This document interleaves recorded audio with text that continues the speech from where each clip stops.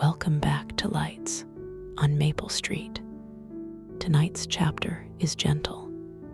It's about routine, about quiet mornings, about knowing where you belong. This is a day that looks ordinary on the outside, but not everything important announces itself. Sometimes meaning arrives softly, and change begins without hurry. Settle in. Take a slow breath.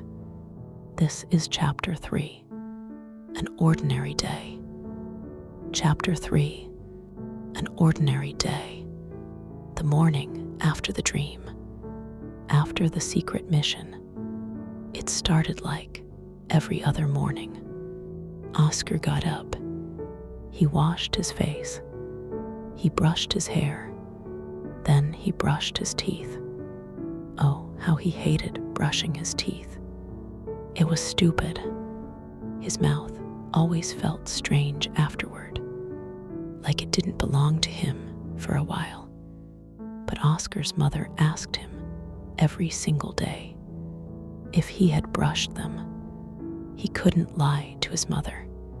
She could see right through him. So he did it anyway. After getting dressed in his uniform, Oscar stepped outside and headed toward the diner. He lived just behind the restaurant, in a small cottage at the Maple Motor Court. His big brother, Jack, had fixed it up just for him. Jack had installed handrails beside the toilet, and in the shower, he replaced the faucet knobs in the mini kitchen and bathroom with special handles that were easier to grip. Jack had even shortened the legs of Oscar's bed, just in case he ever fell out. Oscar didn't like being treated like a baby, but he had to admit, quietly, to himself, the accommodations helped. He would rather eat a dozen mushrooms raw than ever tell Jack that. Oscar had never told Jack that he had fallen out of bed once. It happened after a particularly vivid dream. Oscar dreamed often. His dream life was busy and bright, full of movement, full of places that felt real. Most of his adventures were with Noah. Had he really dreamed that Noah was his dad? That part was neat. Super neat, actually. Unfortunately, Noah was also his only friend. Oscar crossed the parking lot to the diner for his busboy shift. He liked arriving before the restaurant opened. The quiet helped him think. First, he cleaned the restrooms. He wiped the sinks and mirrors carefully, slow and thorough. Then he swept and mopped the floors. He made neat lines he could follow back and forth. After that, he wiped down the glass doors until they shone. Oscar had many important responsibilities. He was invaluable. His mother said so, and Oscar believed her because his mother always told the truth. Jack always said, "Thanks for your help today, buddy." Oscar liked working at the restaurant, but what he really wanted, what he didn't talk about much, was to be a mechanic. He loved watching Jack fix things. Jack never let him fix anything himself, but Oscar was allowed to hand him tools. Oscar was very good at that. After breakfast service, Oscar was usually done for the day. Yesterday, he He had worked late, but that didn't happen often. Today, he hurried back to his cottage to catch his favorite superhero show.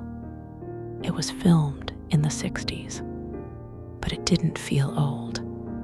There were bright colors, dramatic music, comic sound effects, pow, blam, a quick costume change later. Just like on his show, Oscar felt ready for the day. He climbed onto his three-wheeled bike and pedaled downtown. The air was warm. The sky was clear. It was a nice day. Oscar smiled to himself. Today, anything felt possible. He pedaled slowly, enjoying the sound his wheels made against the pavement. His first stop was the art shop. Inside, an art book waited for him. Oscar carefully placed it into his messenger bag. As he stepped back outside, the sunlight felt brighter, too bright. Something shimmered. For just a moment, Oscar blinked. He rubbed his eyes. The shimmer was gone. Oscar's stomach fluttered. "Nope," he whispered. He took a few deep breaths. Too much television, maybe. Jack always said that too much television could make your head funny. Oscar climbed back onto his bike. Boy, was he thirsty. The ride calmed him. The street was quiet. The rhythm of pedaling helped steady his thoughts. Next stop, the bank.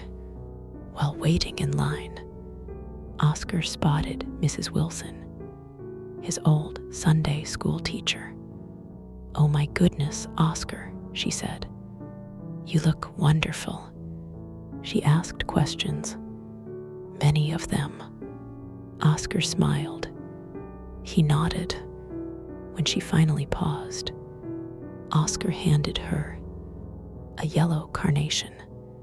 "Well, aren't you just the sweetest?" she said. Then her name was called. Oscar stepped up to the counter. Mr. Hanley leaned forward. "Good morning, Oscar," he said loudly. Oscar winced politely. He pulled a small, purple velvet drawstring bag from his messenger bag. He poured his coins onto the counter. A pen rested there. It shimmered softly. Oscar froze. Inside his head, he heard Noah's voice.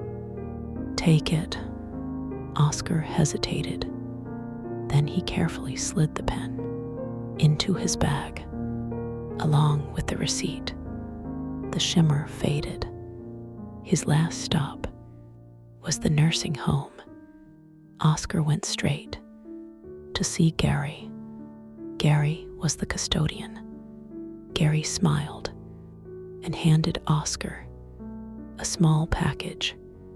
It was wrapped in brown paper and string.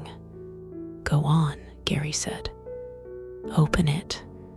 Inside was a tiny tool set. Everything was small, just the right size. "You'll need these," Gary said. Then Gary opened a small refrigerator. He handed Oscar a cold bottle, orange fizz. The glass was cool and damp. Oscar took a long drink. Sweet, cold, perfect. They stood together for a quiet moment. No talking, just standing. Oscar thanked Gary and rode on. Oscar finished his day in his mother's room. He fed her dinner slowly. He talked as he always did, about the diner, the bike ride, the nice day. She didn't speak, but she listened. Oscar placed the art book on her lap. He turned the pages, one by one. Tears filled her eyes. Oscar kissed her forehead. "Good night, Mom." The hallway lights hummed softly. As he left, Oscar didn't notice the glow following him. Not yet. And so the day came quietly to an end. Oscar lay in his bed as the sounds of Maple Street softened outside. The diner lights dimmed. The cottages settled. The ordinary moments of the day. The work, the rides, the small kindnesses rested gently with him. Somewhere nearby, unseen, a faint glow lingered, waiting. But for now, Oscar slept, and Maple Street kept its lights on. The lights are low. The day is done. Good night, from our family to yours. Sweet Dream Stories, presented by Becca Ann Rowe.